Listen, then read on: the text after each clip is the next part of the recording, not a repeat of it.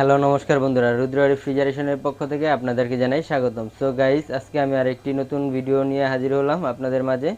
কিভাবে নন ফোস্ট ফ্রিজে ওয়ারিং করতে হয়, নন ফোস্ট ফ্রিজে কী ধরনের পার্টস থাকে, আর কিভাবে আপনার নন ফোস্ট ফ্রিজের পার্টসগুলো কাজ করে, এটির ফুল ডিটেলসে আপনাদের মাঝে শেয়ার করব। তো ভিডিওটি শুরু থেকে শেষ পর্যন্ত দেখতে থাকুন। আর যারা আমার চ্যানেলে নতুন দর্শক, তারা চ্যানেলটি সাবস্ক্রাইব করে পাশে থাকা বেল আইকনটি বাজিয়ে দিবেন। তো ভিডিওটি শুরু করা যাক।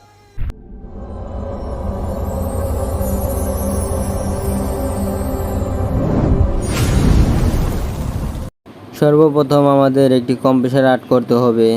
এরপরে কম্প্রেসারের টার্মিনালের পিনগুলো আট করলাম। তারপর একটি ফ্যান আট করতে হবে। তো আমি যেগুলো আট করছি সেগুলো আপনারা নিয়ে নেবেন। এরপর একটি টাইমার 4 পিনের, এরপর একটি ফিউজ হিটারের জন্য, তারপরে একটি কুলিং প্রোটেক্টর, তারপর একটা হিটার। তো যেগুলো নিচ্ছি সেগুলো নিয়ে নেবেন। এরপর একটি লাইটের জন্য ডোর সুইচ, একটি ওভারলোড, এরপর একটি রিলে কম্প্রেসারের জন্য, তারপর একটি লাইট নর্মালের জন্য, এরপরে একটি থার্মোস্ট্যাট, ডিপে থাকে এই থার্মোস্ট্যাটটি। তারপরে এলো আমাদের প্লাগ পাওয়ার লাইন দেওয়ার জন্য। তো এখন আমরা লাইনটি করব। তো প্রথমত আমরা ফেজ লাইন লাল কালার দিচ্ছি।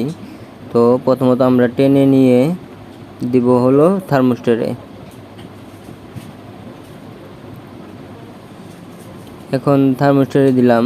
থার্মোস্ট্যাটের পরে আরেকটি যাবে হলো ডোর সুইচে, এরপর ডোর সুইচে থেকে যাবে হলো লাইটে,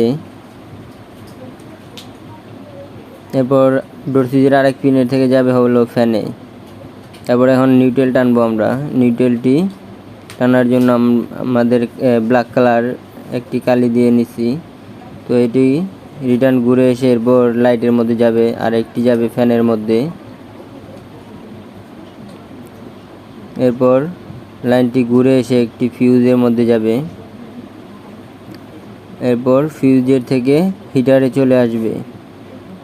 তারপর থার্মোস্ট্যাট থেকে একটি টাইমারে যাবে, টাইমার থেকে আরেকটি রিলেতে যাবে।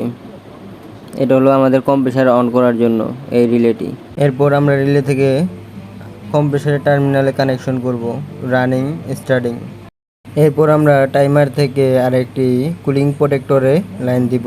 কুলিং প্রোটেক্টরের অপর সাইডের লাইনের থেকে আমরা হিটারে লাইন দিলাম।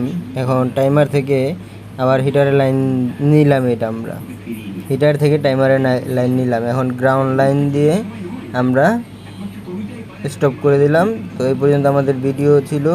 শুরু থেকে শেষ পর্যন্ত দেখার জন্য ধন্যবাদ।